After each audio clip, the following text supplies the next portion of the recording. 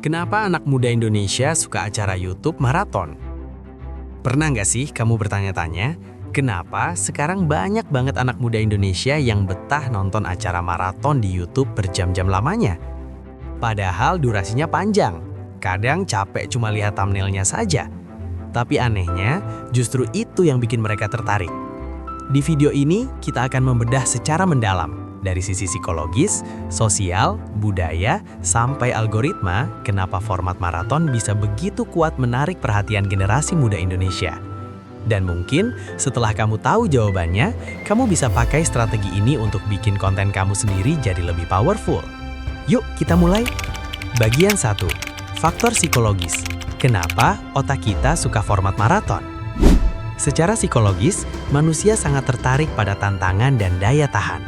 Format maraton menghadirkan unsur ketegangan, rasa penasaran, antisipasi kegagalan atau keberhasilan. Ketika kita melihat seseorang menjalani tantangan panjang, otak kita memproduksi dopamin bukan hanya saat berhasil, tapi saat menunggu hasilnya.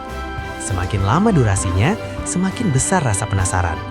Penonton ikut merasa, apa dia kuat sampai akhir? Apa dia bakal menyerah?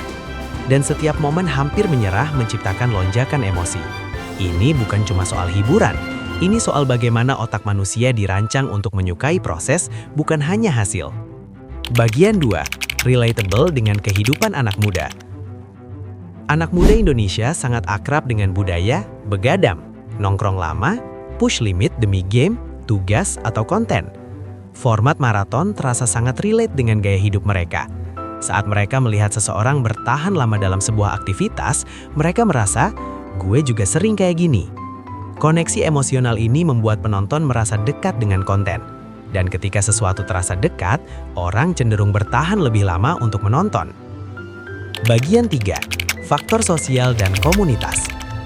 Salah satu alasan terbesar kenapa maraton disukai adalah karena ia menciptakan pengalaman kolektif. Konten panjang sering dijadikan background saat nongkrong, ditonton bareng teman, dibahas di tongkrongan. Lalu muncul inside jokes, muncul momen ikonik, muncul potongan klip yang dijadikan meme. Anak muda Indonesia sangat suka merasa menjadi bagian dari circle tertentu. Ketika mereka mengikuti maraton, mereka bukan cuma menonton, mereka menjadi bagian dari komunitas. Bagian 4. Drama tanpa terasa dipaksa.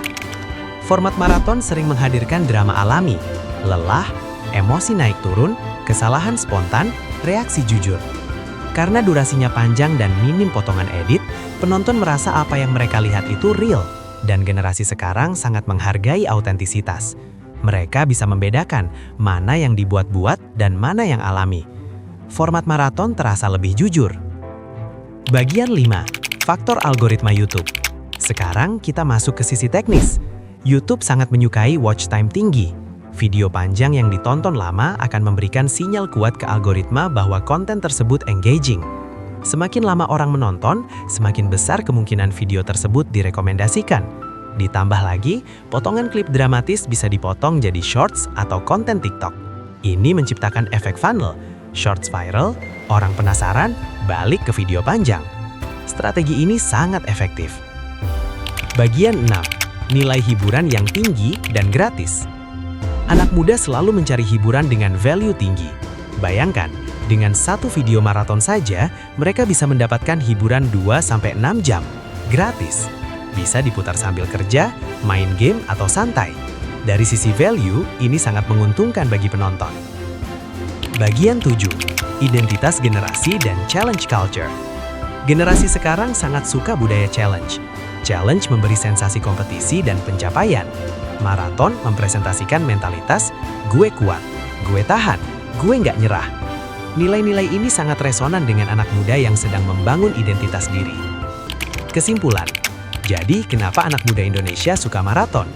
Karena kombinasi dari psikologi, relatabilitas, komunitas, drama alami, algoritma, dan value hiburan. Ini bukan sekedar tontonan panjang, ini pengalaman. Dan kalau kamu seorang content creator, mungkin pertanyaannya sekarang bukan lagi kenapa mereka suka, tapi bagaimana saya bisa membuat versi saya sendiri yang lebih menarik. Kalau kamu suka analisis seperti ini dan ingin kita bedah tren lainnya, tulis di kolom komentar.